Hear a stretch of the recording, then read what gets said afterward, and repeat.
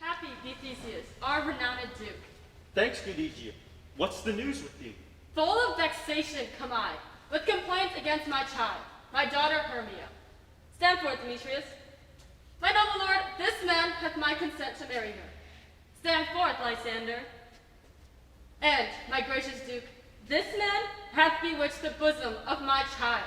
Thou, Lysander, thou hast given her rhymes and interchanged love tokens with my child.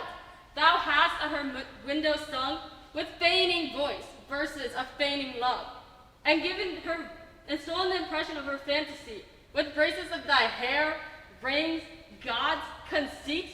With cunning hast thou filched my daughter's heart, and turned her obedience, which is due to me, to stubborn harshness. And, my gracious Duke, be it so, she will not here before your grace consent to marry with Demetrius. I beg the ancient privilege of Athens. As she is mine, I may dispose of her, which shall be either to this gentleman or to her death, according to our law immediately provided in that case. What say you, Hermia? Be advised, fair maid. To you your mother should be as a goddess, one who composed your beauties, and yea, one to whom you are but as a form in wax, by her imprinted and within her power, to leave the figure or disfigure it. Demetrius is a worthy gentleman. So is Lysander. In himself he is, but in this case, wanting your mother's voice, the other must be held the worthier. I would my mother looked but with my eyes. Rather, your eyes must with her judgment look. I do entreat your grace to pardon me. I know not by what power I am made bold, nor how it may concern my modesty in such a presence here to plead my thoughts. But I beseech your grace that I may know the worst that may befall me in this case, if I refuse to wed Demetrius. Either to die the death, or to abjure forever the society of men. Therefore, fair Hermia, question your desires, know of your youth, examine well your blood, whether, if you yield not to your mother's choice, you can endure the livery of a nun, to be forever in a shady cloister caged, to live a barren sister all your life, chanting faint hymns at the cold, fruitless moon. Earthly or happy is the rose distilled, than that which, withering on the virgin thorn, grows, lives, and dies in single blessedness. So will I grow, so live, so die, my lord, ere I will my virgin patent up unto his lordship, whose unwished yoke my soul consents not to give sovereignty. Take time to pause, and by the next new moon, the sealing day betwixt my love and me, for everlasting bonded fellowship. Upon that day, either prepare to die for disobedience to your mother's will, or else to wed Demetrius, as she would, or on Diana's altar vow, forever austerity and single life. Relent, sweet Hermia. And, Lysander, yield thy crazed title to my certain right. You have her mother's love, Demetrius. Let me have Hermia's. You marry her?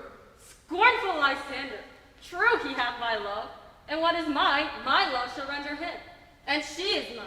And all my rights of her I do estate unto Demetrius. I am, my lord, as well derived as he, as well possessed. My love is more than his. My fortunes every way as fairly ranked, if not with vantage as Demetrius. And, what is more than all these boasts can be, I am beloved of beauteous Hermia. Why then should I not prosecute my right? Demetrius, I'll avouch it to his head, made love to Nadar's daughter, and won her soul. And she, sweet lady, dotes in idolatry on this spotted and inconstant man. I must confess that I have heard so much, and with Demetrius thought to have spoke thereof, but being overfull of self-affairs, my mind did lose it. But Demetrius, come, and come, Aegea, you will go with me. I have some private schooling for you both.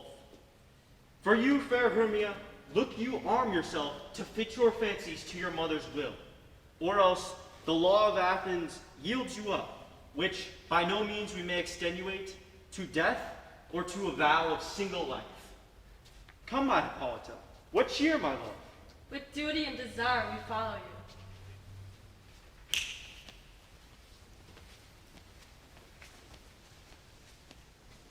How now, my love? Why is your cheek so pale? How chance the roses there do fade so fast? Belike for want of rain, which I could well beteem them from the tempest of my eyes. Ay me, would that I could ever read, could ever hear by tale or history. The course of true love never did run smooth, but either was different in blood, O cross, too high to be enthralled to low. or else mismatched in respect to years, O spite, too old to be engaged to young. or else it laid upon the choice of friends. O hell, to choose love by another's eyes. Or, if there was a sympathy in choice, war, death, or sickness did lay siege to it, making it momentary as a sound, swift as a shadow, short as a dream.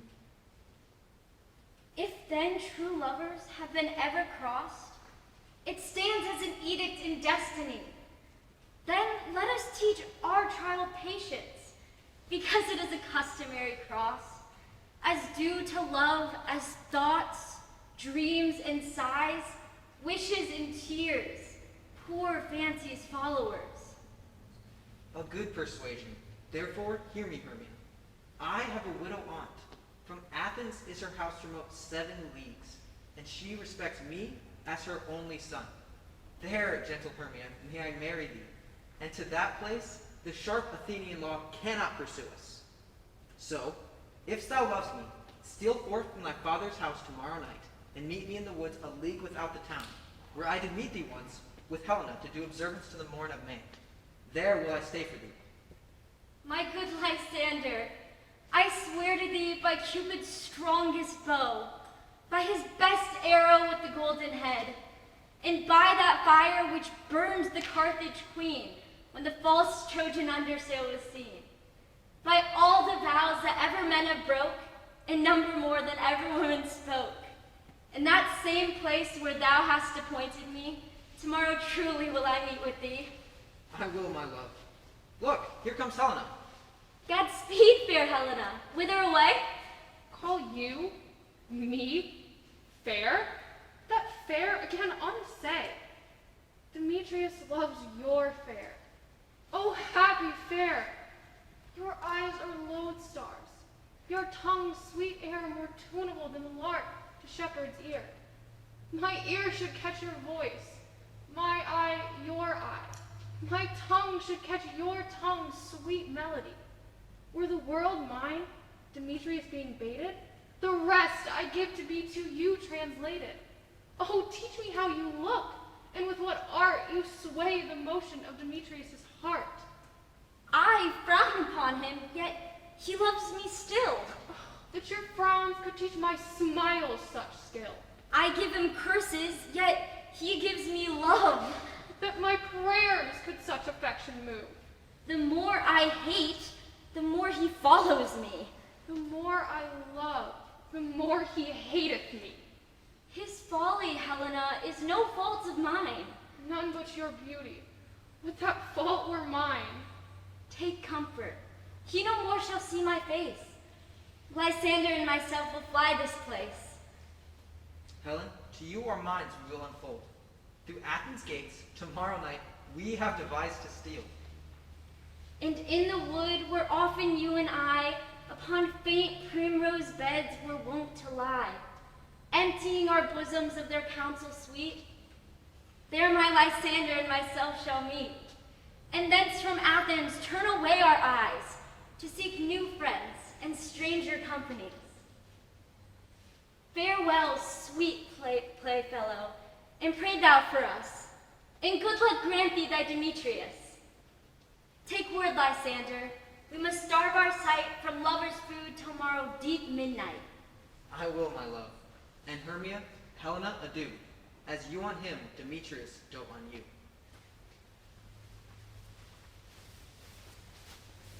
How happy some or other some can be. Through Athens I am thought as fair as she. But what of that? Demetrius thinks not so. He will not know what all but he do know. And as he errs, doting on Hermia's eyes, so I, admiring of his qualities, things base and vile, holding no quantity. But love can transpose to form and dignity. Love looks not with the eyes, but with the mind, and therefore is winged Cupid painted blind, nor hath love's mind any judgment taste. Wings and no eyes figure unheedy haste. And therefore is love said to be a child, because in choice he is so oft beguiled. For ere Demetrius looked on Hermia's eyes, he hailed down oaths that he were only mine. And when this hail some heat from Hermia felt, so he dissolved, and showers of oaths did melt. I will go tell him of fair Hermia's flight. Then to the wood tomorrow night will he pursue her. And for this intelligence, if I have thanks, it is a dear expense. But herein mean I to enrich my pain, to have his sight thither and back again. Is all our company here? Your best to call them generally, man by man, according to the script. Here is the scroll of every man's name, which is thought fit through all of Athens to play in our interlude before the Duke and the Duchess on their wedding day at night. First, good Peter Quince, say what the play treats on, then read the names of the actors. Mary, our play is the most lamentable comedy and the most cruel death of Pyramus and Thisbe. That is a very good piece of work, I assure you. Now, good Peter Quince, call forth your actors. Masters, spread yourselves. Answer as I call you. Nick Bottom, the weaver. Ready. Name what part I'm for and proceed. You, Nick Bottom, are set down for Pyramus. What is Pyramus? A lover or a tyrant? A lover that kills himself most gallant for love. That will ask some tears in the true performing of it. If I do it, let the audience look to their eyes. I will move storms. I'll condole in some measure to the rest of the players. Yet, my chief humor is for a tyrant. I can play Hercules, roar, or part to Terracotton to make all splits. The raging rocks and shivering shocks shall break the locks of prison gates, and Phoebus' car shall shine from far and make and mar the foolish fates. This was lofty. Now, name the rest of the players. This is Hercules' vein, a tyrant's vein. A lover is more condoling. Francis Flute, the bellows mender. Here, Peter Quince. Flute, you must take Thisbe on you. What is a Thisbe? A wandering knight? It is the lady that Pyramus must love. No! Let me not play the woman. I always play the woman. I'm not doing a love scene with Bottom. Well, no. You must play Thisbe. Let me play Thisbe too. I'll speak in a monstrous little voice. Thisbe, ah, here's my lover dear. Thy Thisbe dear, and lady dear. Oh, shut up, Bottom. You surely No, aren't. you must play Pyramus. And Flute, you Thisbe. Well, proceed. Robin Starveley, the tailor. Here, Peter Quince. Robin Starveley, you must play Thisbe's mother. Tom Snout, the tinkerer. Here, Peter Quince. You must play Thisbe's father. Myself, Pyramus' father. and snug the joiner, you the lion's heart. And I hope here is a play fitted. Do you have the lion part written for me, please? Pray you, please give it to me, for I am so slow. You may do it extempore, for it is nothing but roaring. Let me play the lion too.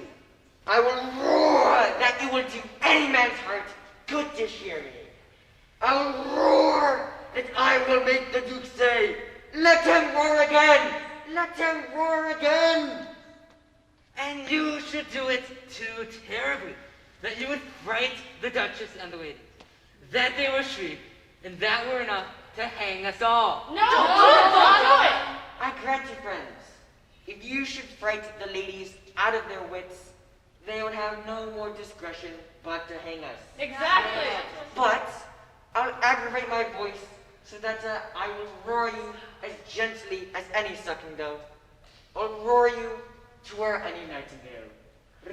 You can play no part but Pyramus, for Pyramus is a sweet-faced man, a proper man, as one would see in a summer's day, a most lovely, gentlemanlike man. Therefore, you must needs play Pyramus. Well then, I will undertake it. But what beard were I best to play then? Beard, why what you will. I will discharge it in either your straw-colored beard, your orange-tawny beard, your purple and grain beard, or your French crown-colored beard, your perfect yellow. Enough, Bottom! You don't need a beard. Masters, here are your parts, and I am to beg you, entreat you, and request you to come them by tomorrow night, and meet me in the palace wood, a mile without the town. There we will meet. For if we meet by moonlight, for if we meet in the city, we shall be dogged with company, and our devices known. In the meantime, I will drop a bill of properties, such as our play requires.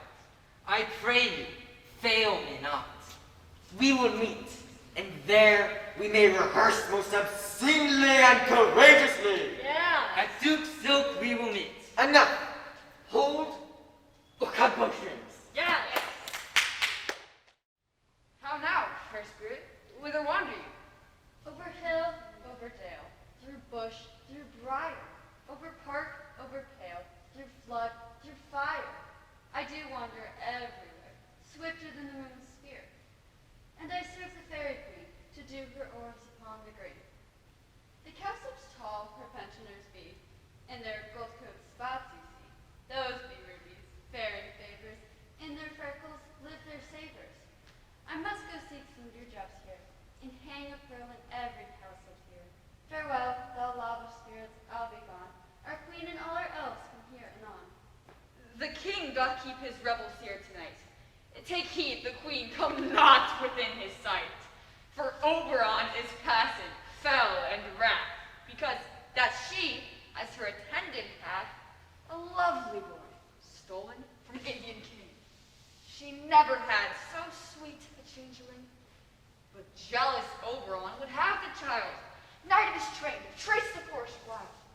But she, perforce, withholds the loved boy, crowns him with flowers, and makes him all her joy. And now they never meet, in grove or green, by fountain clear or spangled starlight sheen. But they do square that all their elves for fear creep into acorn cups and hide from them there. Either I mistake your shape and making quite, or else you are that shrewd and knavish sprite called Robin Goodfellow. Are not you he that frights the maidens of the villagery, skims the milk, and bootless make the breathless housewife churn, and sometimes make the drink to bear no barn?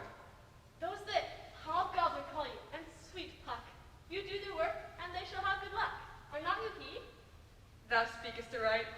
I am that merry wanderer of the night.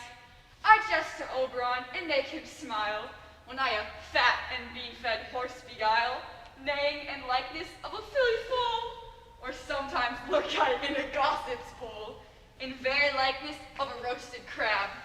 And when she drinks, against her lips I bob, and on her withered dewlap pour the ale. wisest aunt, telling the saddest tale. Sometimes, for grief of soul mistaketh me. Then slip I from her bum, down topples she.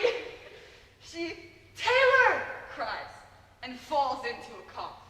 And then the whole choir doth hold their hips and laugh, and waxen in their mirth, and neeze, and swear. A merrier hour was ne'er wasted there. But, room fairies, here comes Oberon. And here, my mistress, would that he were gone. Ill met by moonlight, proud Titania. What jealous Oberon? Fairies, skip hence. I have forsworn his bed and company. Tarry, rash wanton, am not I thy lord? Then I must be thy lady.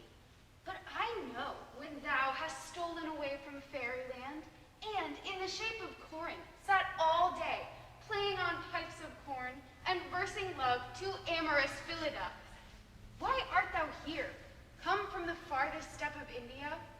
But that, forsooth, the bouncing Amazon, your buck-skinned mistress and your warrior love, to Theseus must be wedded, and you come to give their bed joy and prosperity. How canst thou thus for shame, Titania? Glance at my credit with Hippolyta, knowing I know thy love to Theseus. These are the forgeries of jealousy, and never since middle summer spring met we on hill, in dale, forest, or mead, by paved fountain, or by rushing brook, or in the beached margent of the sea, to dance our ringlets to the whistling wind. But with thy brawls, thou hast disturbed our sport. Therefore the winds, piping to us in vain, as in revenge, have sucked up from the sea contagious fogs, which, falling in the land, have every pelting river made so proud that they have overborne their continents. The ox hath therefore stretched his yoke in vain. The plowman lost his sweat. The green corn hath rotted ere his youth attained a beard. The fold stands empty in the drowned field, and crows are fatted with the murrian flock. The human mortals want their winter here. No night is now with him or carol blessed. Therefore the moon, governess of floods, pale in her anger, washes all the air, that rheumatic diseases do abound. And through this distemperature we see, the seasons alter. Hoary-headed frosts fall on the fresh lap of the crimson rose, and on old Hime's thin and icy crown, an odorous chaplet of sweet summer buds is as in mockery set. The spring, the summer, childing autumn, angry winter, change their wonted liveries, and the mazed world by their increase now knows not which is which. And this same progeny of evils comes from our debate, from our dissension. We are their parent and original. Do you amend it? Then it lies in you. Why should Titania cross her Oberon? I do but beg a little changeling boy to be my henchman. Set your heart at rest. The fairyland buys not the child of me. His mother was a votress of my order, and in the spiced Indian air by night, full often hath she gossiped by my side, and sat with me on Neptune's yellow sands. Marking the embarked traders on the flood, we laughed to see their sails conceive, and grow big-bellied with the wanton wind, which she, with pretty and with swimming gait following, her womb then rich with my young squire, would imitate and sail upon the land to fetch me trifles and return again, as from a voyage rich with merchandise. But she, being mortal, of that boy did die, and for her sake do I rear up her boy, and for her sake I will not part with him. How long within this wood intend you stay? Perchance till after Theseus' wedding day. If you will patiently dance in our round and see our moonlight revels, go with us. If not, shun me, and I will spare your haunts. Give me that boy, and I will go with thee. Not for thy fairy kingdom. Fairies, away. We shall chide downright if I longer stay. Well, go thy way, but thou shalt not from this grove till I torment thee for this injury. My gentle Puck, come hither. There was a time when I saw, but thou couldst not, flying between the cold moon and the earth, Cupid all armed. A certain aim he took at a fair virgin thrown by the west, and loosed his love shaft smartly from his bow, as it should pierce 100,000 hearts. But I could see young Cupid's fiery shaft quenched in the chaste beams of the watering moon, and the fair virgin passed on, in maiden meditation, fancy-free. Yet marked I where the bolt of Cupid fell. It fell upon a little western flower, before milk-white, now purple with love's wound, and maidens call it love in idleness. Fetch me this flower, the herb I showed thee once. The juice of it, on sleeping eyelids laid, will make or man or woman madly dote upon the next live creature that it sees. Fetch me this herb, and be thou here again, ere the Leviathan can swim a league. I'll put a girdle round the earth in 40 minutes. Having once this juice, I'll watch Titania when she is asleep, and pour the liquor of it on her eyes. The next thing, then, she waking looks upon, be it on lion, or bear, or boar, or a bull, on a meddling monkey, or on a busy ape, she shall pursue it with the soul of love. And ere I take this charm from off her sight, as I can take it with another herb, I will make her render up her page to me. But who comes here? I am invisible, and I will overhear their conference. I love thee not, therefore pursue me not. Where is Lysander and fair Hermia? The one I'll slay, the other slayeth me. Thou toldst me they were stolen unto this wood, and here am I, and wood within this wood, because I cannot meet my Hermia. Hence, get thee gone, and follow me no more. You draw me, you hard-hearted adamant, but yet you draw not iron, for my heart is true as steel. Leave you your power to draw, and I shall have no power to follow you. Do I entice you? Do I speak you fair? Or, rather, do I not in plainest truth tell you, I do not, nor I cannot love you? And even for that, do I love you the more? I am your spaniel, and Demetrius, the more you beat me, I will fawn on you. Use me but as your spaniel. Spurn me, strike me, neglect me, lose me, only give me leave, unworthy as I am, to follow you. What worser place can I beg in your love? And yet a place of high respect with me, than to be used as you use your dog. Tempt not too much the hatred of my spirit, for I am sick when I do look on thee. And I am sick when I look not on you.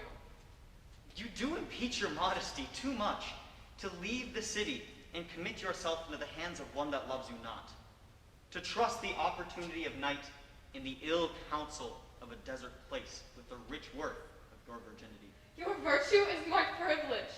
For when it is not night when I do see your face, therefore I think I am not in the night.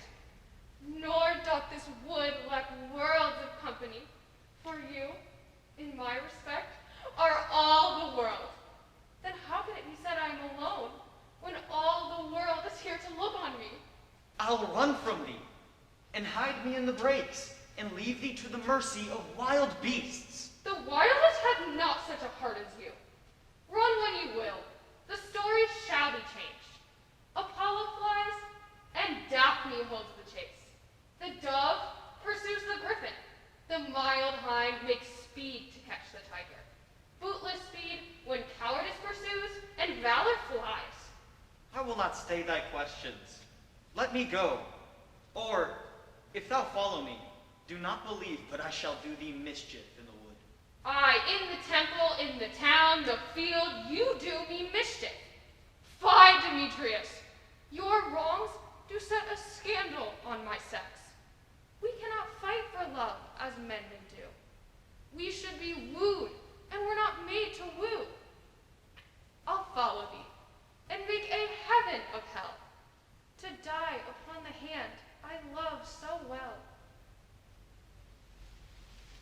Fare thee well, nymph. Ere he do leave this grove, thou shalt fly him, and he shall seek thy love. Hast thou the flower there? Welcome on her. Aye. There it is. I pray thee, give it me. I know a bank where the wild thyme blows, where oxlips and the nodding violet grows. There sleeps Titania, some time of the night, lulled in these flowers with dances and delight. And with the juice of this, I'll streak her eyes and make her full of hateful fantasies. Take thou some of it, and seek through his grove. A sweet Athenian lady is in love with a disdainful youth. Anoint his eyes, but do it so the next thing he espies may be the lady. Thou shalt know the man by the Athenian garments he hath on, effected with some care, that he may prove more fond of her than she upon her love. And look thou, meet me ere the first cock crow. Fear not, my lord. Your servant shall do so. Come, now a roundel and a fairy song. Then, for the third part of a minute, hence. Some to kill cankers in the muskos buds, some war with the little bats for their leathern wings, to make my small elves coats, and some keep back the clamorous owl that nightly hoots and wonders at our quaint spirit. Sing me now asleep, then to your offices and let me rest.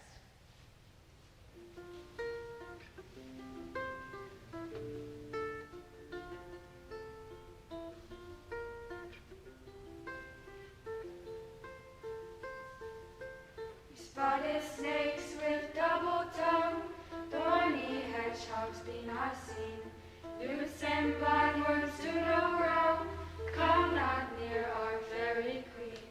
Feed the meadow with melody, singing our sweet lullaby. La la la la lullaby, la la la la lullaby. Never harm nor spell nor charm, come our lovely lady night. So good night with lullaby.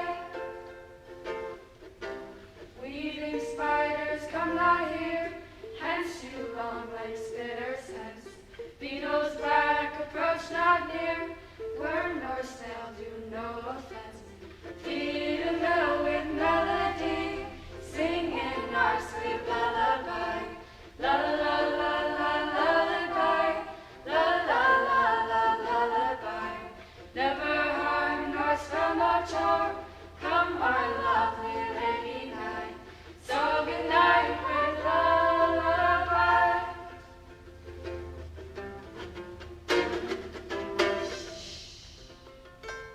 Hence away, now all is well. One aloof, stand sentinel.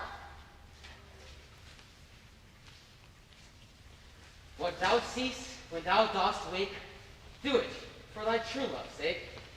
Love and languish for his sake, be it lynx, or cat, or bear, pard, or born with bristled hair. In thy eye that shall appear. When thou wakest, it is thy dear. Wake when some vile thing is near. Fair love, you faint with wandering in the wood, and to tell truth, I have forgot our way. We will rest us then, Hermia, if you think it good, and tarry for the comfort of the day. Be it so, Lysander. Find you out of bed, for I upon this bank will rest my head. One turf shall serve as a pillow for both of us. One heart, one bed, two bosoms, and a single trope. Nay, good Lysander, for my sake, my dear, lie further off yet. Do not lie so near. Oh, take the sense, sweet of my innocence. Love takes one's meaning in love's conference. I meant that my heart unto yours is knit, so that one heart we may make of it. Two bosoms interchained with an oath, so then two bosoms and a single trope. Then by your side no bedroom be denied, for lying so, sweet Hermia, I do not lie. Lysander riddles very prettily. Now, much beshrew my manners and my pride, if Hermia meant to say Lysander lied. But, gentle friend, for love and courtesy, lie further off, and In human modesty, such separation, as may well be said, becomes a virtuous bachelor and a maid. So far be distant, and good night, sweet love. Thy love ne'er alter till our sweet life end. Amen, amen. To that fair prayer say I, and end life when I end loyalty. Here is my bed. Sleep, give thee all his rest. With that wish, the wisher's eyes be pressed.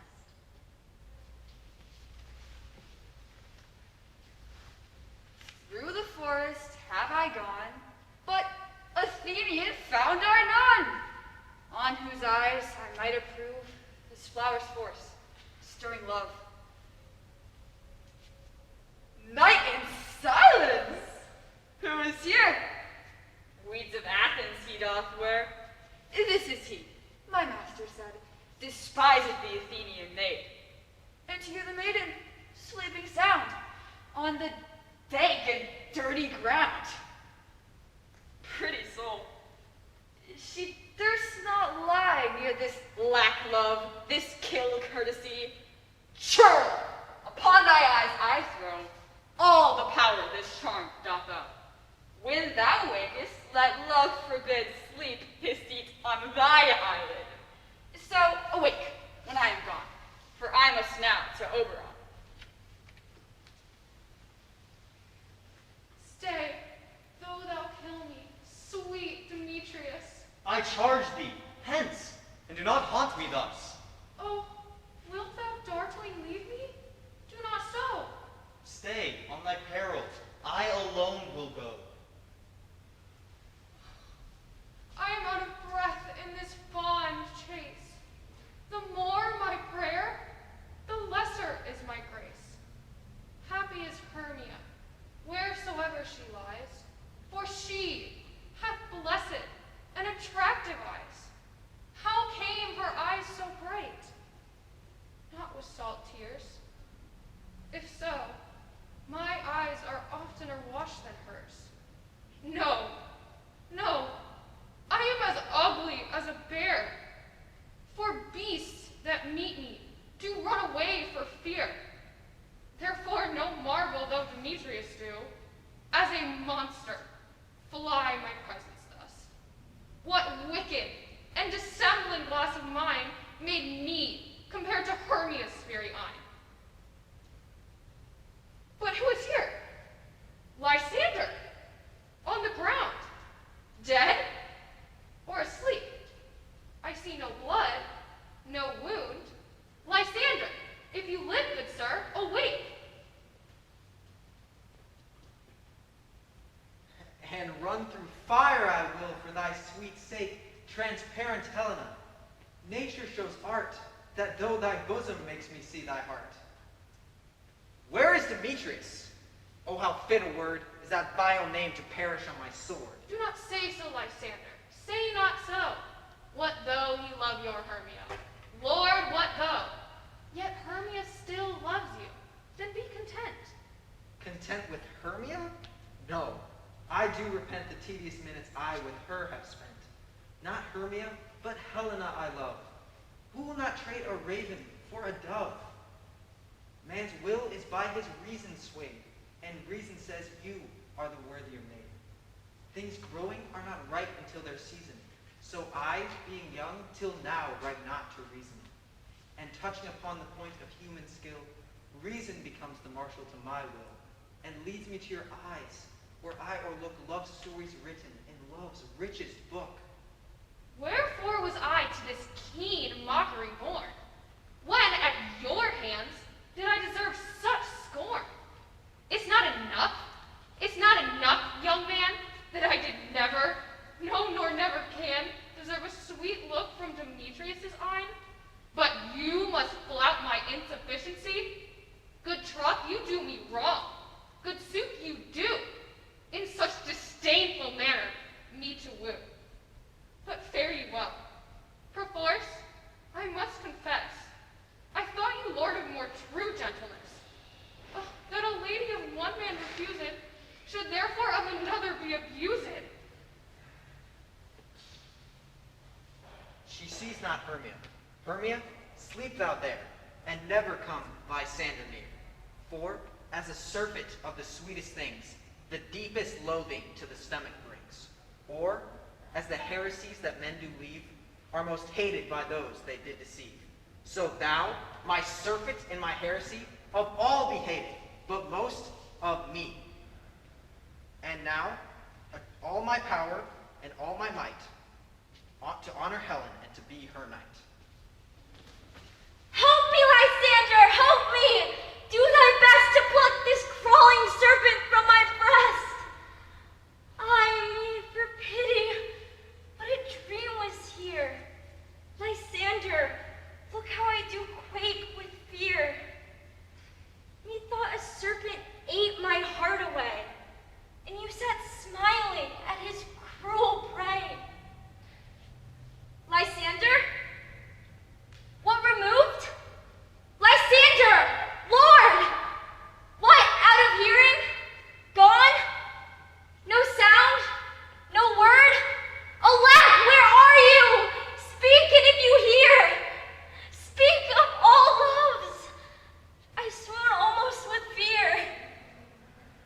No? Then I well perceive you're not nigh. Either death or you I'll find immediately. Are we all met? Pat, and here's a marvelous place for our rehearsal. This green plot shall be our stage.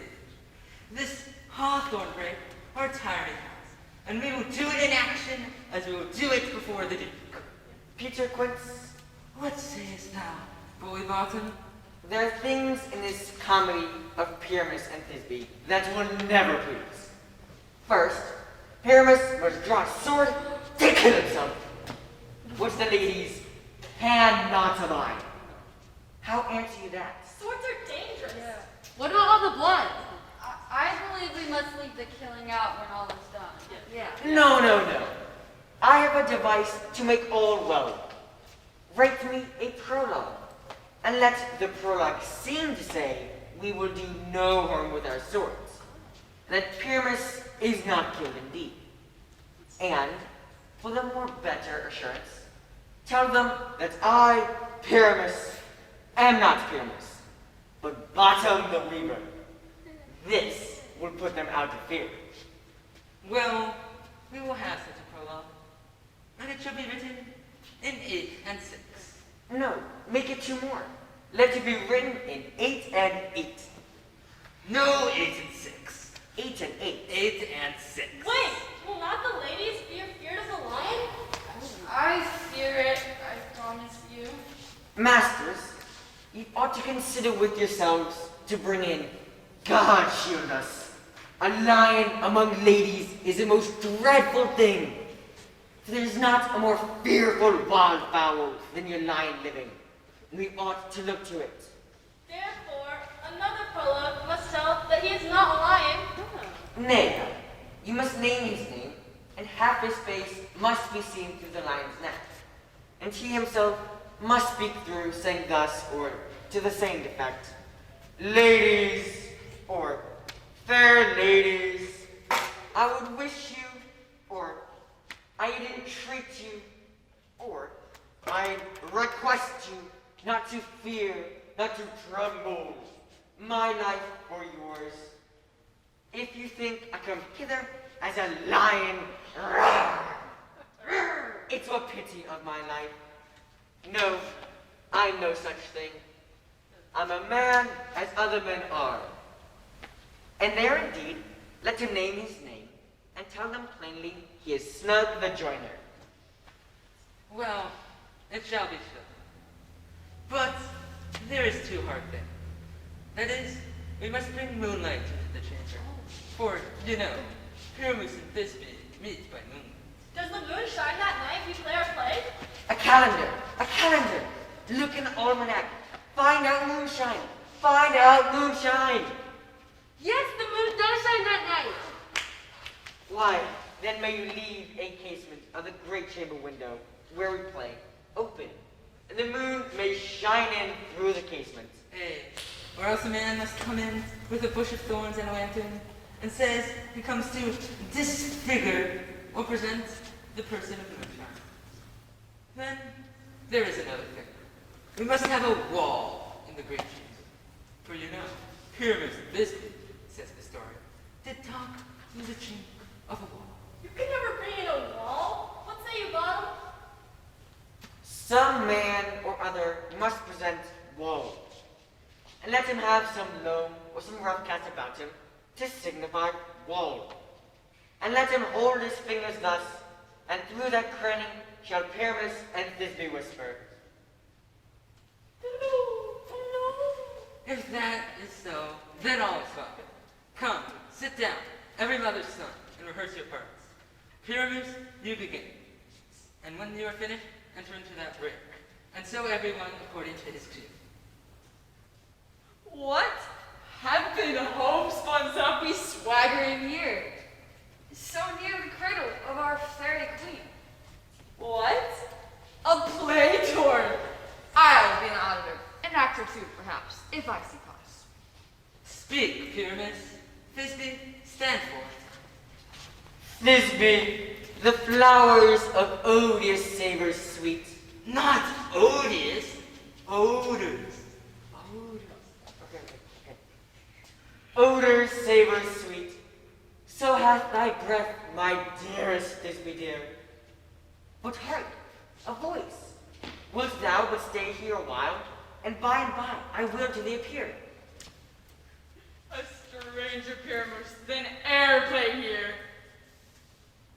Must I speak now? Ay, must do. For he goes but here a noise that he heard, and is to come again. Most radiant Pyramus, most lily white of hue, of color like the red rose. No. Put some emotion into it. Speak it with feeling.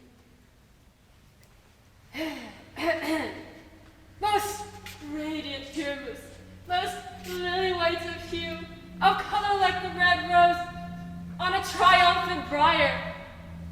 Most frisky juvenile, and eke most lovely Jew, I'll meet thee, Pyramus, at Ninny's tomb. Ninny's tomb. Why, you must not speak that yet. That you answer to Pyramus. You speak your part all at once, choosing all. Pyramus, enter. Your cue is past. It is never tired. As true as force, that yet would never tire. If I were fair, Thisbe, I were only thine. Oh no, it's oh strange!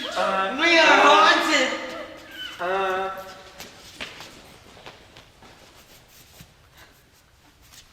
I'll follow you. I'll lead you about around. Through bog, through bush, through brake, through briar. Sometimes a horse I'll be, sometimes a hound. A hog, a headless bear, sometimes a fire. And neigh, and bark, and grunt, and roar, and a horse, hound, hog, bear, fire at every turn. Why do they run away? This is a navy of them to make me afraid. Oh, Bottom, thou art changed. What do I see on thee? What do you see? You see an asset of your own, do you? Bless thee, Bottom. Bless thee. Thou art translated. I see their knavery. This is to make an ass of me, to frighten me if they could. But I'll not stir from this place, do what they can. I'll walk up and down here, and I will sing that they shall hear I'm not afraid. Someone, drop a beat. Bottom. The Ozo Chaksu, black blue, and orange Tonneville. The Sasu with the notes are true, the wren with little quill. What angel wakes me from my flowery bed? The finch, the sparrow, and the lark, the plains on cuckoo gray. Whose notes full many a man doth not can dare not answer nay. I pray thee, gentle mortal, sing again. Mine ear is much enamored of thy note. So is mine eye enthralled to thy shape. Your virtuous force perforce doth move me on the first view to say, to swear, Methinks, mistress, you should have little reason for that. And yet, to say the truth, reason and love keep little company together nowadays. Thou art as wise as thou art beautiful. Not so neither. If I had enough wit, I'd get out of these woods. Out of this wood do not desire to go. Thou shalt remain whether thou wilt or no. I am a spirit of no common rate. The summer still doth tend upon my state, and I love thee. Therefore go with me. I'll give thee fairies to attend on thee, and they shall fetch thee jewels from the deep, and sing while thou on pressed flowers dost sleep. And I shall purge thy mortal grossness so, that thou shalt like an airy spirit go. Peas blossom, ready, cobweb, and I, moth, And I. mustard seed, And I. and sunflower. And I. Where shall we go? Be kind and courteous to this gentleman. Hop in his walks and gambol in his eyes. Feed him with apricots and dewberries, with purple grapes, green figs, and mulberries. The honeybag steal from the bumblebees, and for night tapers, crop their waxen thighs, and light them at the fiery glowworm's eyes, to have my love to bed and to arise, and pluck the wings from painted butterflies, to fan the moonbeams from his sleeping eyes. Ah. Nod to him, elves, and do him courtesies. Hail, mortal. I cry your worship's mercy heartily. I beseech your worship's name. Cobweb. I shall desire your more acquaintance, good mistress Cobweb. Your name, pretty lady. Peas blossom. I pray you commend me to Mistress Squash, your mother, and to Masterpiece God, your father. I shall desire your more acquaintance too, good mistress Mustard Seed. Your name, I beseech you. Mustard seed. Good master Mustard Seed, I know your patience well. Your kindred hath made my eyes water ere now. I shall desire your more acquaintance, good master Mustard Seed. Come, lead him to my bower. The moon, methinks, looks with a watery eye, and when she weeps, weeps every little flower, lamenting some enforced chastity. High up your love's tower, bring him silently. I wonder if Titania be awaked. Then, what it was that next came into her eye, which she must dote on in extremity. Here comes my messenger. How now, mad spirit? What's nitro now about this haunted grove? My mistress? With a monster is in love! And near to her close and consecrated bower, in her dull and sleeping hour, a crew of patches, rude mechanicals that work for bread upon Athenian stalls, were met together to rehearse a play intended for great Theseus' nuptial day. The shallowest thickskin of this barren sort, who Pyramus presented in their sport, forsook his seat and entered in a break, when I did him at this advantage take, and as his knoll I fix it on his head, anon his Thisbe must be answered.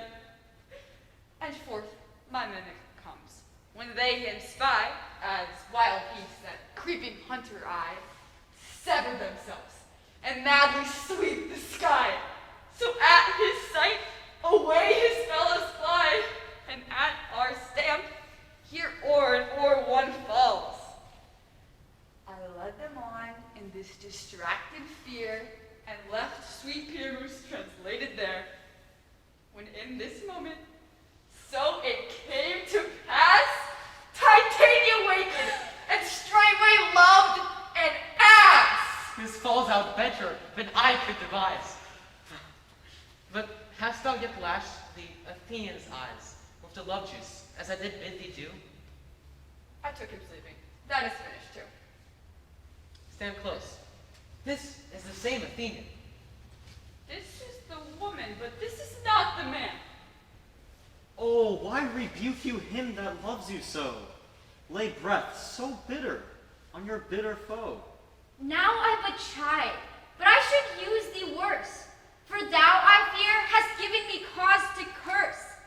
If thou hast slain Lysander in his sleep, being o'er shoes in blood, plunge in the deep and kill me too. The sun was not so true unto the day as he to me. Would he have stolen away from sleeping Hermia? It cannot be but thou hast murdered him. So should a murderer look, so dead, so grim. So should the murdered look, and so should I, pierced through the heart with your stern cruelty. Yet you, the murderer, look as bright, as clear, as yonder Venus in her glimmering sphere. What's this to my Lysander? Where is he? Ah, good Demetrius, wilt thou give him me? I had rather give his carcass to my hounds. Out, dog! Out, cur! Thou drivest me past the bounds of maiden's patience. If thou hast slain Lysander in his sleep, oh, brave touch! Could not an adder, a worm, do so much? An adder did it, for with doubler tongue than thine, thou serpent, never adder stung. You spend your passion on a misprized mood. I am not guilty of Lysander's blood. Nor is he dead, for aught that I can tell. I pray thee then, tell me that he is well. And if I could, what should I get there for? A privilege to never see me more. In part I so from thy hated presence. See me no more, whether he be dead or no. There is no following her in this fierce vein. Here, therefore, for a while I will remain. So sorrow's heaviness doth heavier grow, for debt that bankrupt sleep doth sorrow owe. What hast thou done? Thou hast mistaken quite, and laid the love juice on some true love sight. Of thy misprision must perforce ensue some true love turned, and not a false turned true. Fate o'errules that one man holding troth, a million fail, confounding oath on oath. About the wood go swifter than the wind, and Helena of Athens look thou find. All fancy sick she is, and pale of cheer, with sighs of love that costs the fresh blood dear. By some illusion, see thou bring her here. I'll turn his eyes against she do appear. I go, look how I go, swifter than the arrow from a Tartar's bow. Flower of this purple dye, hit with Cupid's archery, sink in apple of his eye, when his love he doth espy. Let her shine as gloriously as the Venus of the sky. When thou wakest, if she be by, beg of her for remedy. Captain of our fairy bands, Helena is here at hand, and the youth is stood by me, pleading for a lover's fee. Shall we their fond pageant see? Lord, what fools these mortals be! Stand aside. The noise they make could cause Demetrius to awake. Then will two at once woo one. That must needs be sport alone. And these things do best please me, that befall preposterously. Why should you think that I should woo in scorn? Scorn and derision never come in tears. Look, when I vow, I weep. In vows so born, in their nativity all truth appears. How can these things in me seem as scorn to you, bearing the badge of faith to prove them true? You do advance your cunning more and more. When truth kills truth? Oh, devilish holy fray!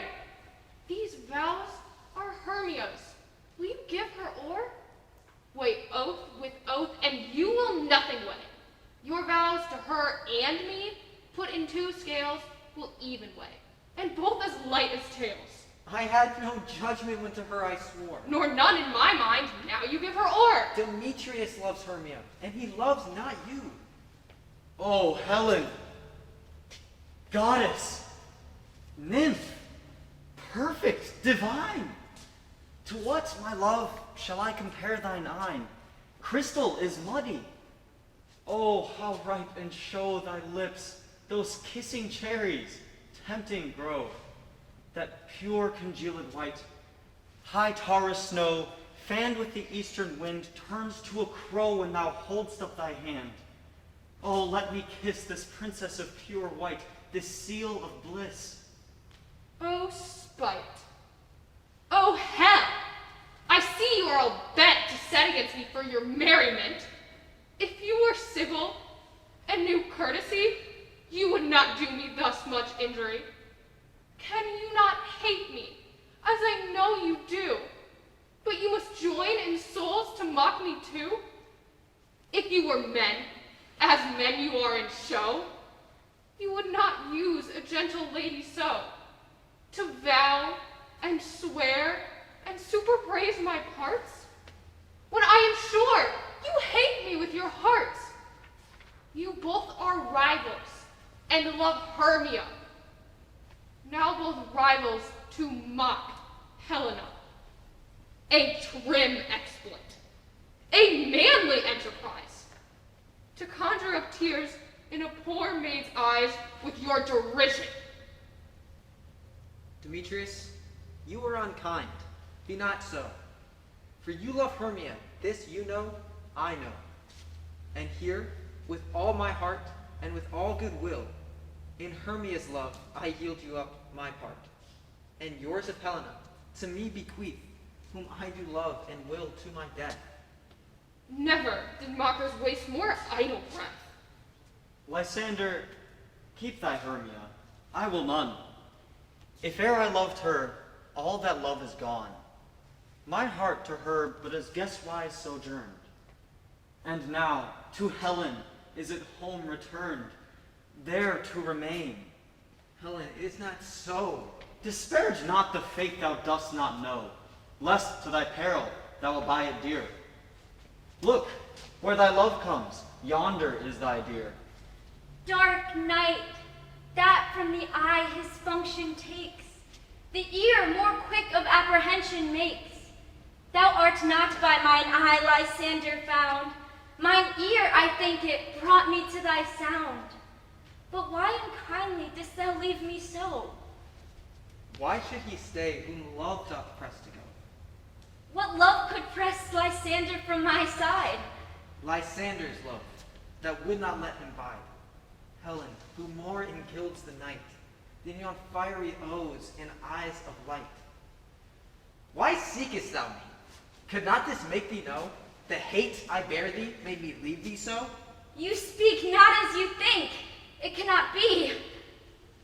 Lo, she is one of this confederacy. Now I perceive they have conjoined, all three, to fashion this false sport in spite of me. Injurious Hermia, most ungrateful maid, have you conspired? Have you, with these, contrived to bait me with this foul derision?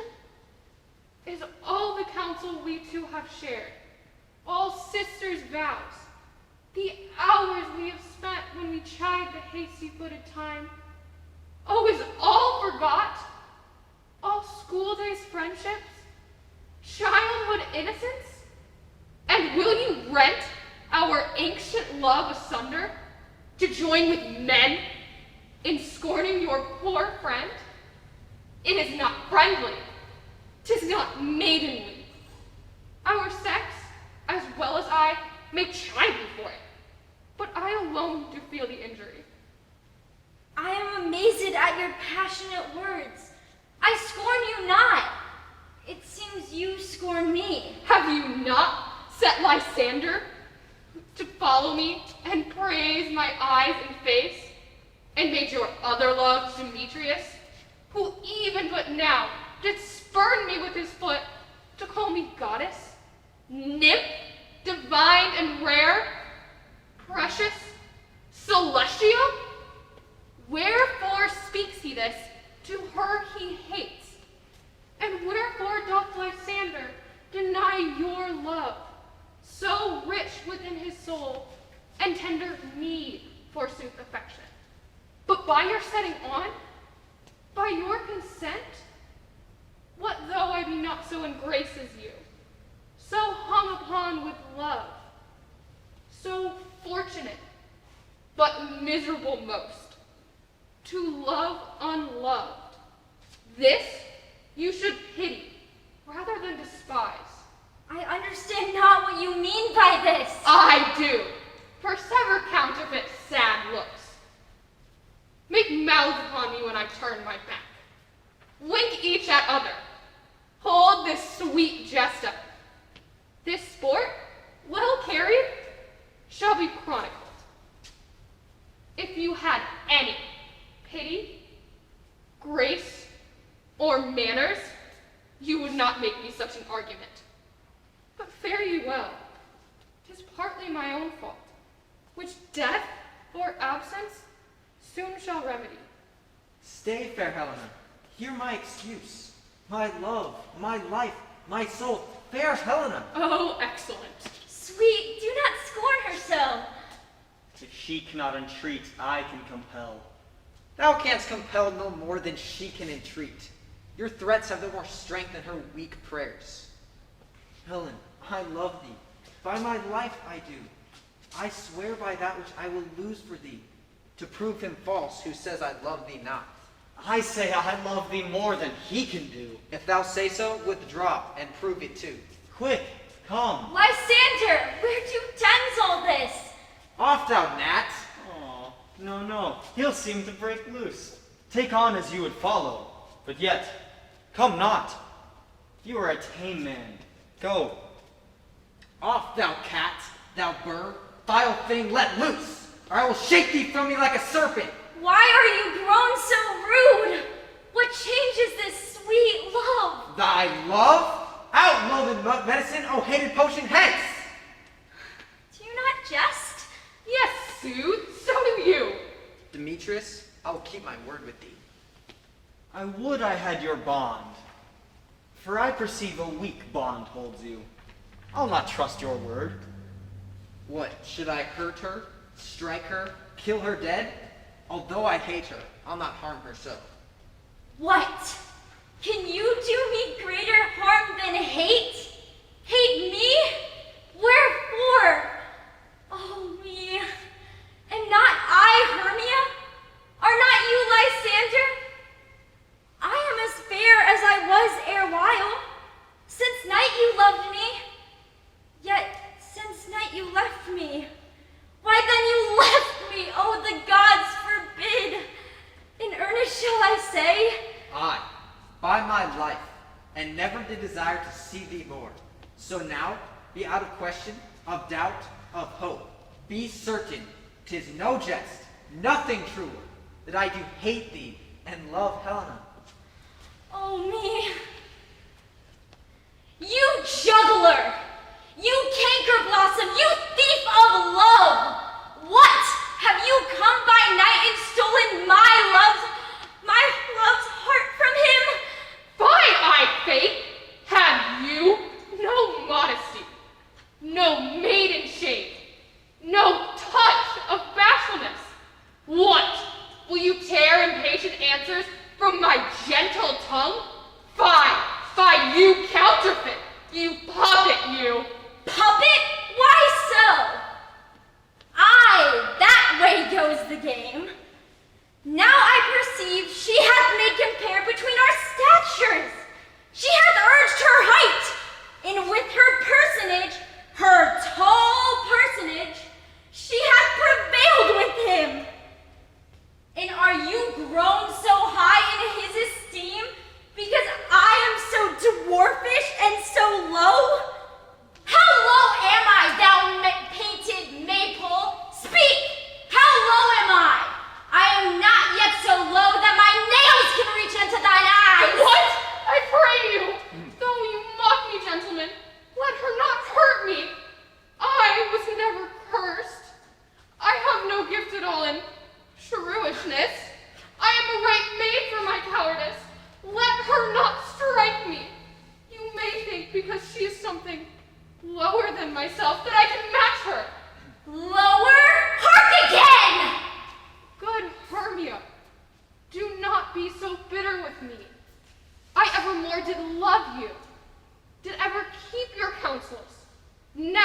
wronged you. Save that, for love unto Demetrius, I told him of your stealth unto this wood. He followed you.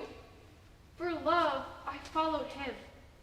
But he hath chid me hence, and threatened me, to spurn me, strike me, nay, to kill me too. And so, if he will let me quiet go, to Athens will I bear my folly back, and follow you no more. Let me go.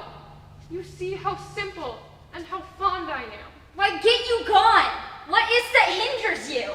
A foolish heart that I leave here behind. What, with Lysander? With Demetrius. Be not afraid. She shall not harm thee, Helena.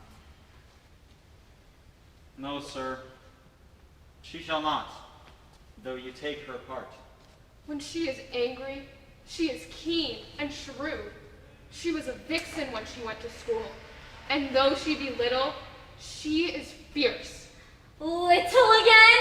Nothing but low and little. Why will you suffer her to flout me thus? Let me come to her. Get you gone, you dwarf! You minimus of hindering knotgrass maid! You bead! You acorn! You are too officious in her behalf that scorns your services. Let her alone. Speak not of Helena. Take not her part. For, if thou dost intend never so little show of love to her, thou shalt pay for it. Now she holds me not.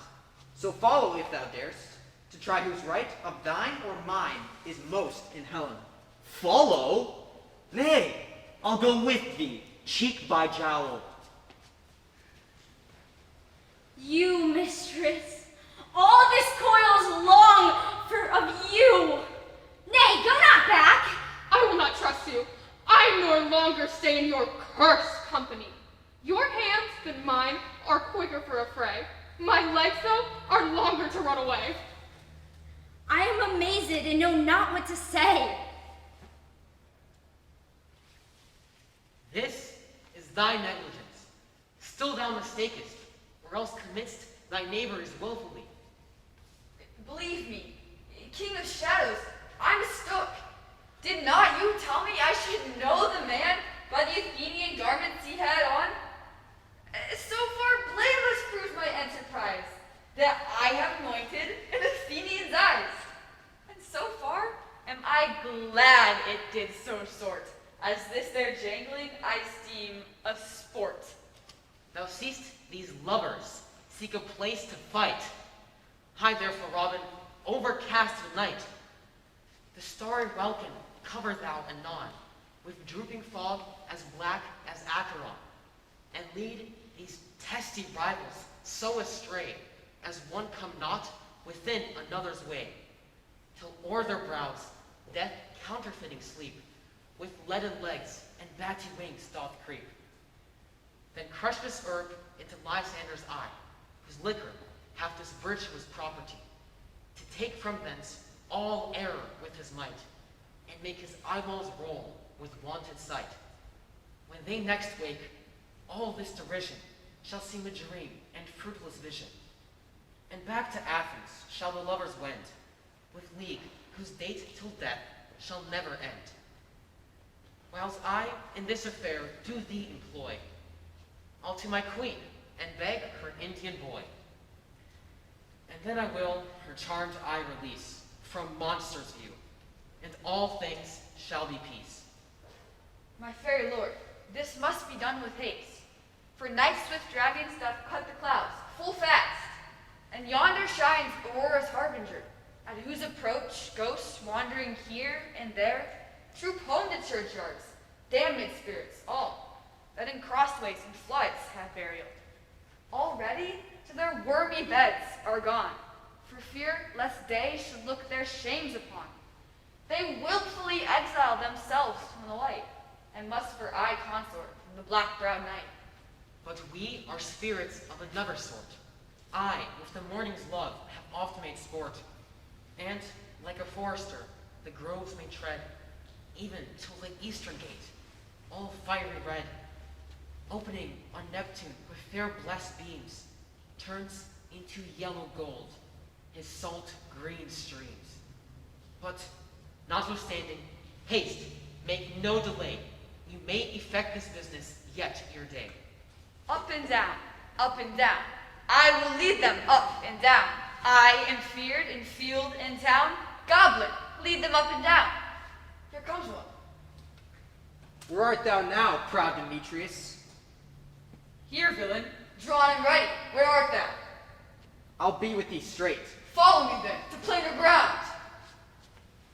Lysander! Speak again! Thou runaway? Thou coward? Art thou fled? Speak! In some bush? Where dost thou hide thy head? Thou coward, thou art bragging to the stars, and telling the bushes thou lookest for wars, and wilt not come? Come, thou child, I'll whip thee with the rod. Yea, art thou there? Follow my voice, we'll try no manhood here. He goes before me, and still he dares me on. When I come where he calls, then is he gone. The villain is much lighter heeled than I. I will rest me here. Ho, ho, ho, coward, why comest thou not? Where art thou now? Come hither, I am here. Nay then, thou mockst me. Thou shalt buy this dear. Now, go thy way. Faintness constraineth me to measure out my length on this cold bed. By day's approach, look to be visited. Oh, weary night. Oh, long and tedious night. Abate thy hour. Shine comforts from the east, that I may back to Athens by daylight, from these that my poor company detest. And sleep, which sometimes shuts up sorrow's eye, steal me a while from mine own company. Yet but three? Come one more. Two of both kinds makes up four. Here she comes, cursed and sad. Cupid is a knavish lad, thus to make poor females mad. Never so weary, never so in woe, bedabbled with the dew and torn with briars. I can no further crawl, no further go. My legs can keep no pace with my desires. Here will I rest me till the break of day. Heaven shield Lysander, if they mean a fray.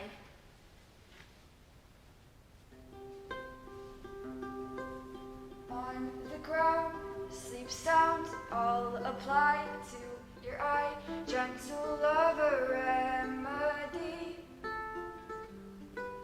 When thou wakest, thou takest true delight in the sight of thy former lady's eye.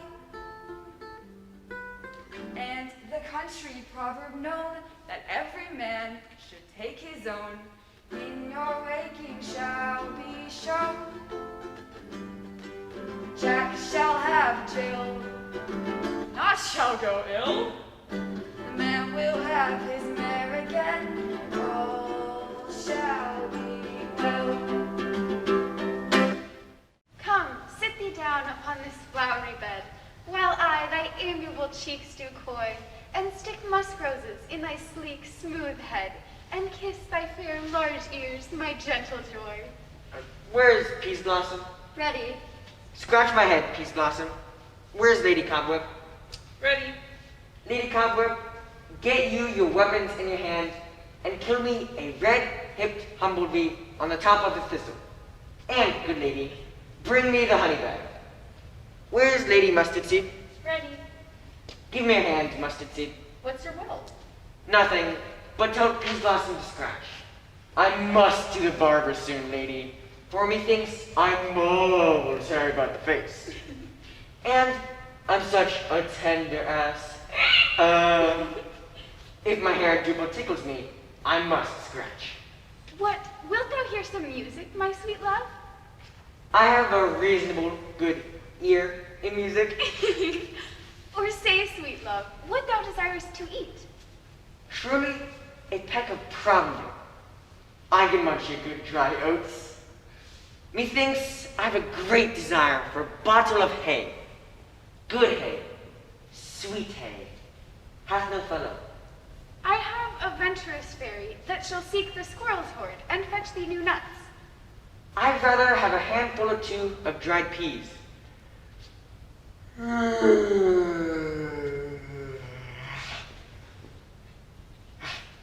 But I pray you, let none of you people stir me, for I've an exposition of sleep come upon me.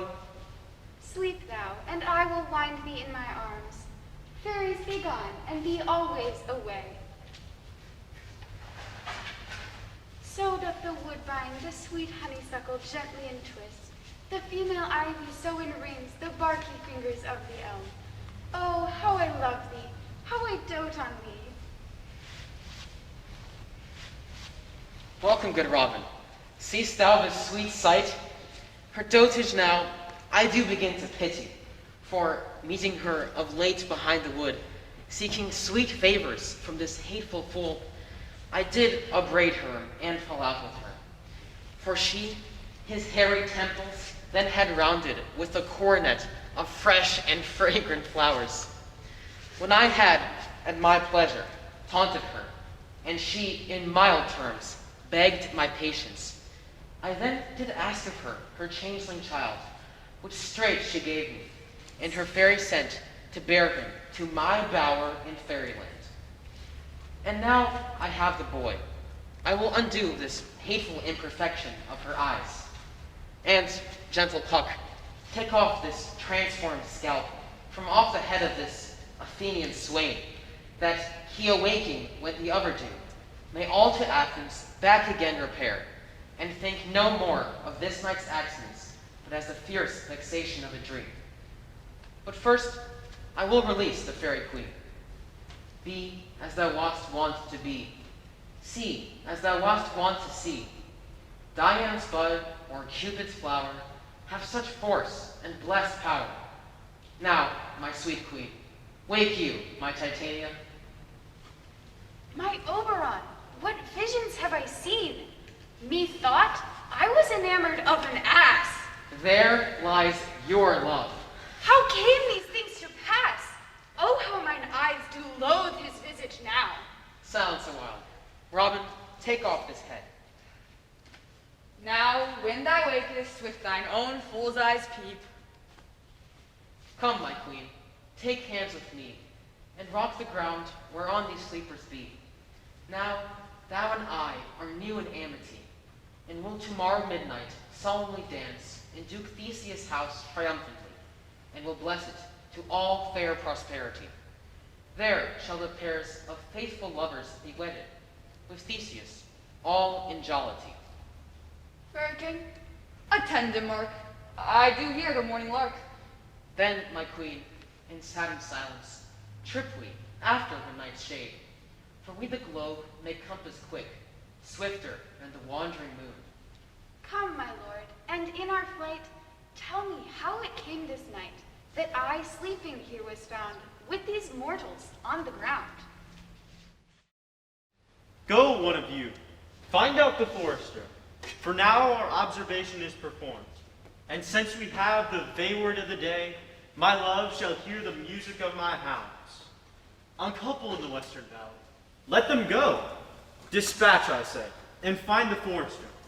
We will, fair queen, up to the mountain's top, and mark the musical confusion of hounds and echo in conjunction. I was with Hercules and Cadmus once, when in a wood of Crete they bade the bear with hounds of Sparta. Never did I hear such gallant chiding. For, besides, the groves, the skies, every region near, seem all one mutual cry. I never heard so musical a discord, such sweet thunder.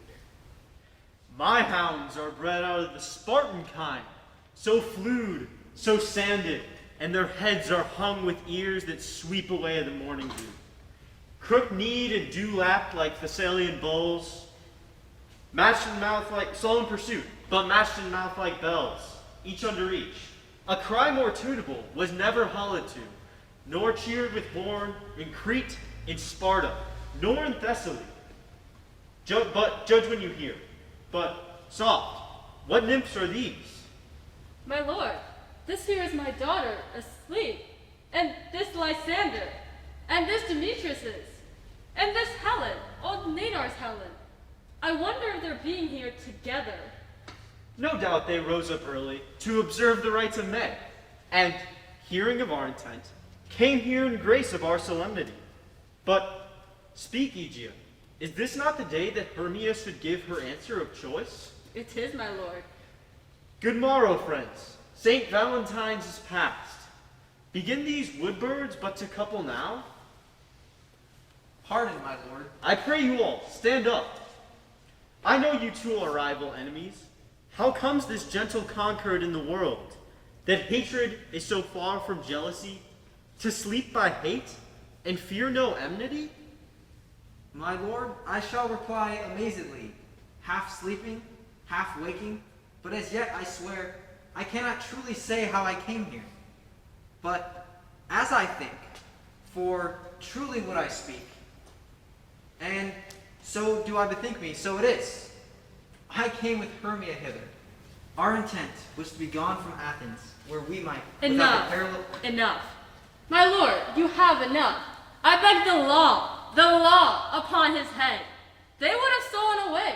They would, Demetrius, and thereby to have defeated both you and me. Me of my consent, you of your wife, and of my consent that she should be your wife.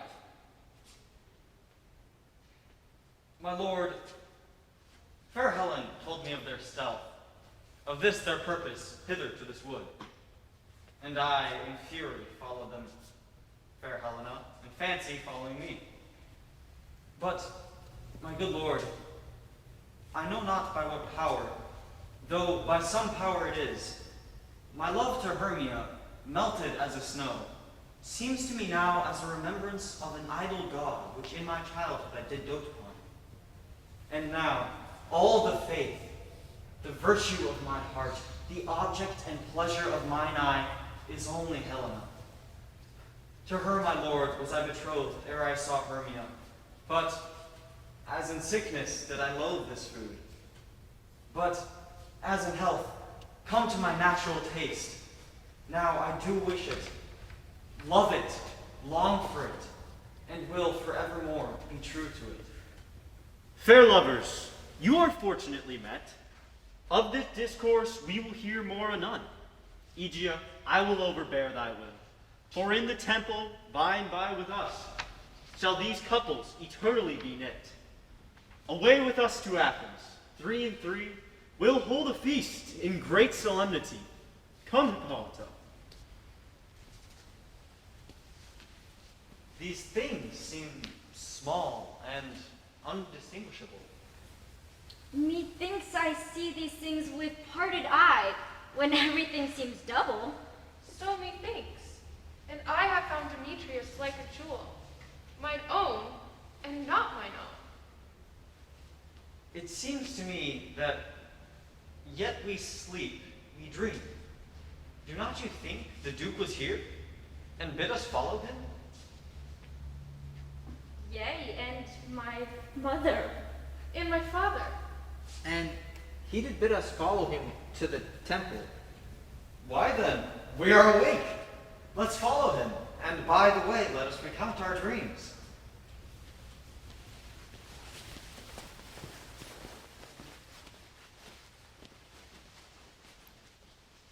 When my cue comes, call me, and I will answer. My majesty's most fair Paris. Hi ho! Peter Quince, flute the bellows mender, snout the tinker, starving, God's my life, stolen hence and left me asleep. I've had a most rare vision. I've had a dream past the wit of man to say what dream it was. Man is but an ass if he offered to say what this dream was.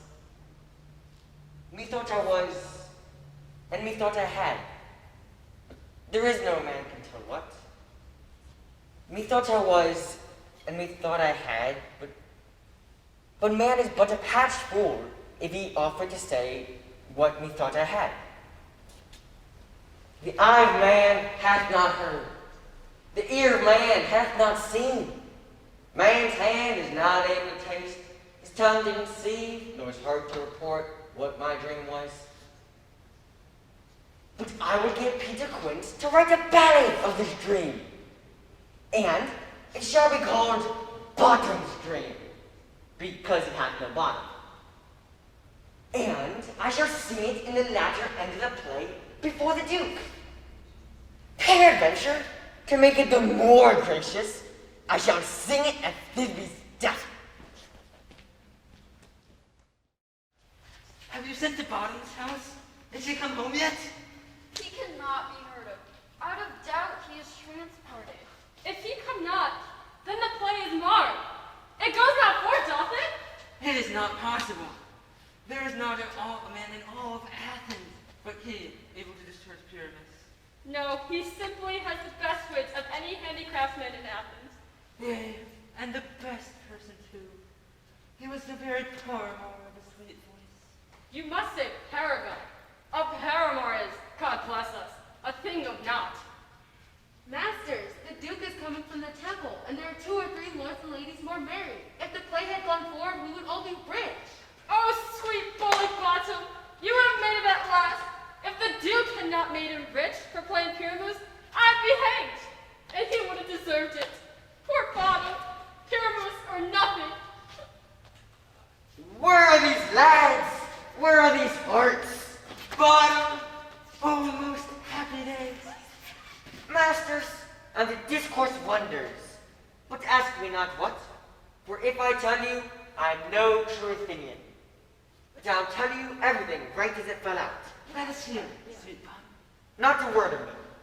All that I will tell you is that the Duke hath dined. Everyone, get your costumes together and meet me at the palace. Go over your lines. For the short and long is, our play is preferred. In any case, let not him that plays the lion tar his nails. They shall hang out for the lion's claws. And, most dear actors, eat no onions nor garlic. For we are to utter sweet breath, and I do not doubt but to hear them say it is a sweet comedy. No more words. Away, go away. 'Tis strange, my Theseus, that these lovers speak of. More strange than true. I never may believe these antique fables, nor these fairy toys. Lovers and madmen have such seething brains, such shaping fantasies, that apprehend more than cool reason ever comprehends. The lunatic, the lover, and the poet are of imagination all compact. One sees more devils than vast hell can hold. That is, the madman. The lover, all is frantic, sees Helen's beauty in a brow of Egypt. The poet's eye, in fine frenzy rolling, doth glance from heaven to earth, from earth to heaven. And as imagination bodies forth the forms of things unknown, the poet's pen turns them to shapes and gives to airy nothing a local habitation and a name. But all the story of the night told over, and their minds transfigured so together, more witnesses than fancy's images, engrossed in something of great constancy, but howsoever strange and admirable. Here come the lovers, full of joy and mirth. Joy, gentle friends. Joy and fresh days of love accompany your hearts. More than that to us, away in your royal walks, your board, your bed. Come now, what masks, what dances shall we have, to wear away this long age of 3 hours between our after supper and bedtime? Where is our usual manager of mirth? Here, mighty Theseus. Say, what abridgment have we for this evening? There's a brief comedy sports alright. Make choice of which your highness will see first. The battle with the centaurs, to be sung by an Athenian eunuch to the harp. Will none of that. The riot of the tipsy Bacchanals, tearing the Thracian singer in their rage. That is an old divide. The thrice 3 muses, mourning for the death of learning, late deceased in beggary. That is some satire, keen and critical, not fitting for a nuptial ceremony. A tedious, brief scene of young Pyramus and his love Thisbe. Very tragical mirth. Merry and tragical, tedious and brief. That is, hot ice and wondrous strange snow. How shall we find the concord of this discord? A play there is, my lord, some 10 words long, which is as brief as I have known a play. But by 10 words, my lord, it is too long, which makes it tedious.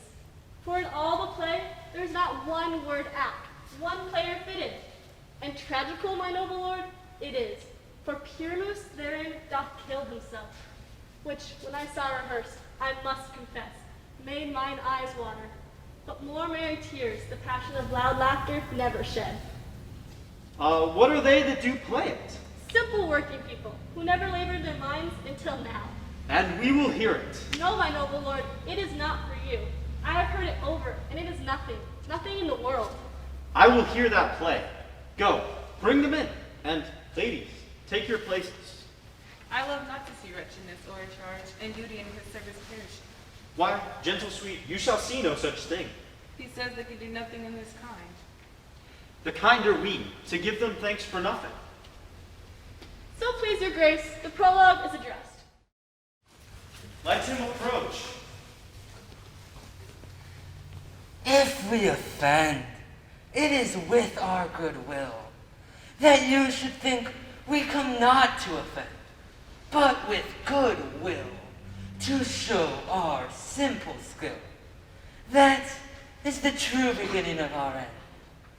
Consider then, we come but in this light.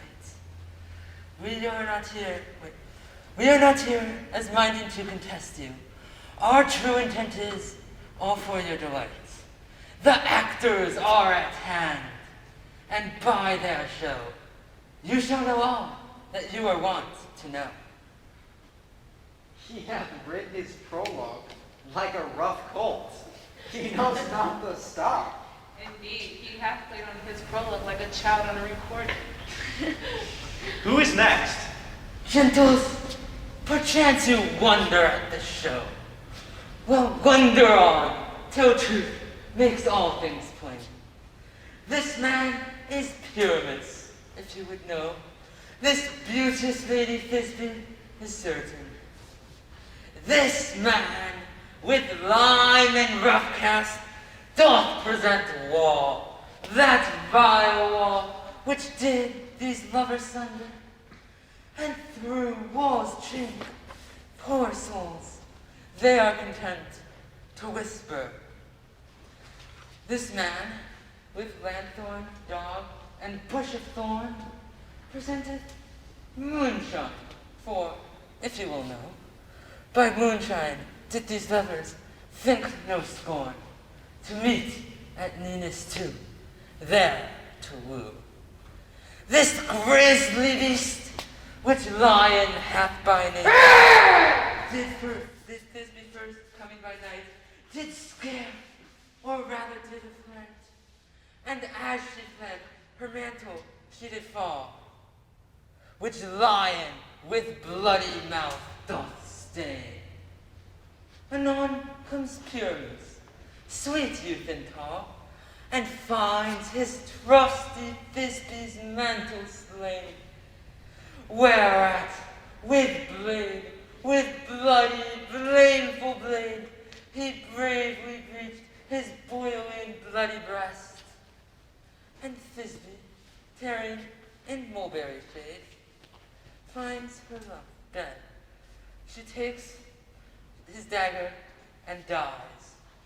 Whereat, let lion, moonshine, wall, and lovers twain at large discourse, while here they do remain. In this same interlude, it doth befall that I, one Snout by name, present a wall, and such a wall as I would have you think, that had in it a cranny hole or chink, through which the lovers, Pyramus and Thisbe, did whisper often, very secretly. This stone, this rough cast, and this loam doth show that I am that same wall. The truth is so. And this cranny is, right and sinister, through which the fearful lovers are to whisper. Would you desire a wall to speak better? It is the wittiest partition that ever I heard discourse, my lord. Pyramus draws near the wall. Silence. O grim-looked night! O night, with hue so black! O night, whichever art when day is not! O night, alack, alack, alack! I fear my Thisbe's promise is forgot. And thou wall, O sweet, O lovely wall, that standst between her father's ground and mine. And wall, O sweet and lovely wall, show me that chink to blink through with mine eye. Thanks, courteous wall. Jove shield thee well for this. But what see I? No Thisbe do I see. O wicked wall, through whom I see no bliss. Cursed be thy stones for thus deceiving me. The wall, methinks, being sensitive, should curse again. No, in truth, sir, he should not. For deceiving me is Thisbe's cue. She is to enter now, and I am to spy her through the wall. It will fall pat as I told you. Yonder, she comes. O wall, full often hast thou heard my moans, for parting my fair Pyramus and me. Long often has my lips kissed thy stone with hair and lime knit up in it. I see a voice. Now will I to the chink to spy, and I can hear my Thisbe's face. Thisbe, My love? Thou art my love, I think. think what thou wilt. I am thy lover's grace, and like Lamander am I trusty still. And I, like Helen, to the fates we kill. Not shaftless to Procrus was so true. As shaftless to Procrus, I to you. Oh, kiss me through the hole of this vile wall. I kissed the hole's wall, but not your lips at all. Wilt thou at Nini's tomb meet me straightway? Tide life, tide death, I come without delay. Thus have I my part charged so, and being done, thus wall away doth go. Now the wall is down between the two neighbors. This is the silliest stuff that I've ever heard. You ladies, you, whose gentle hearts do fear the smallest monstrous mouse that creeps on the floor, may now, perchance, both quake and tremble here, when lion in wildest rage doth roar. Then know that I, when snug the joiner am, a lion fell, nor else no lion's down. For if I should, as a lion, come and strike into this place, 'twere pity on my life. A very gentle beast, of a good conscience. The very best at a beast, my lord, that e'er I saw. Let us listen to the moon. This lanthorn doth the horny moon present. This lanthorn doth the horny moon present. Myself, the man in the moon, do seem to be. I am weary of this moon, which she would change. It appears by her small light of discretion that she is in the wane. Proceed, moon. All that I have to say is to tell you that the lanthorn is the moon. I, the man in the moon. This thorn bush, my thorn bush. And this dog, my dog. This is Nini's tomb. But where is my love? Well roared, lion. Well run, Thisbe. Well shown, moon. Truly the moon shines with a good grace. Well moused, lion. And so the lion vanished? And then came Pyramus. Sweet moon, I thank thee for thy sunny beams. I thank thee, moon, for shining now so bright. For by thy gracious, golden, glittering gleams, I trust to take of truest Thisbe's sight. But stay, O spite, but mark, poor night, what dreadful door is here? Eyes, Can you see? Oh, how can it be? Oh, dainty duck, oh dear. Thy mantle good? What? Stained with blood? Oh, broke ye furies foul. Oh, fates, come, come, cut thread and thrum. Quail, crush, conclude and quell. Oh, wherefore, nature, didst thou lion's frame? That lion fire hath here deflowered my dear. Oh. Which is, no, which was the fairest dame that lived all, that liked all, that loved, that looked with cheer. Oh. Come, tears, confound, outsword, and wound thy pap of Pyramus. I, thy left pap of Pyramus, were hurt. Da, ha, thus die I. Thus, thus,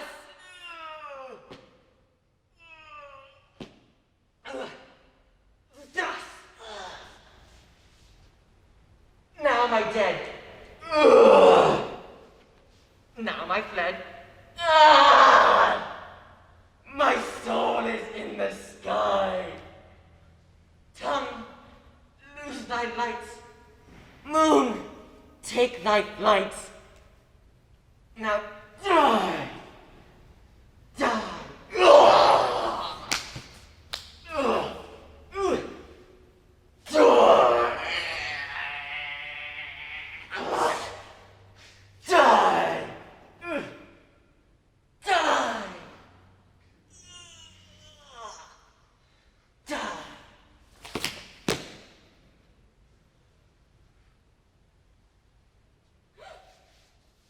Asleep, my love? What? Dead, my dove? Oh, Pyramus, arise! Speak! Speak! Quite dumb?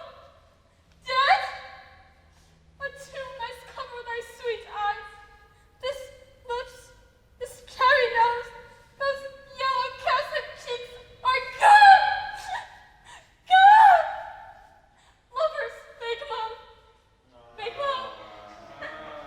His eyes were green as leeks. Oh, sisters three, come to me. With hands as pale as milk, lay them in gore, since you have shorn with shears this thread of silk. Come, not a word. Come, trusty sword. Come. Come, blade, my breast imbued. Oh! And farewell, friends. Thus this be ends. Adieu! Adieu! Adieu!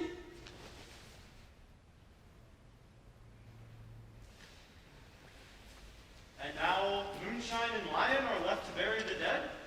Aye, and Wall too. No, I assure you, the wall is down that parted their two fathers. Will it please you to hear an epilogue or to see a burgomaster dance to Cuba Company? No epilogue, I pray you. For your play needs no excuse. Never excuse.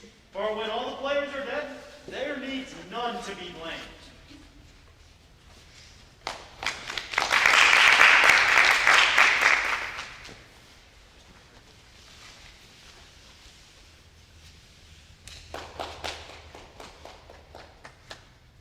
If we shadows have offended, think but this, and all is meant. That you have but slumbered here while these visions did appear. And this weak and idle theme, no more yielded, but a dream. Gentles, do not reprehend. If you pardon, we will mend.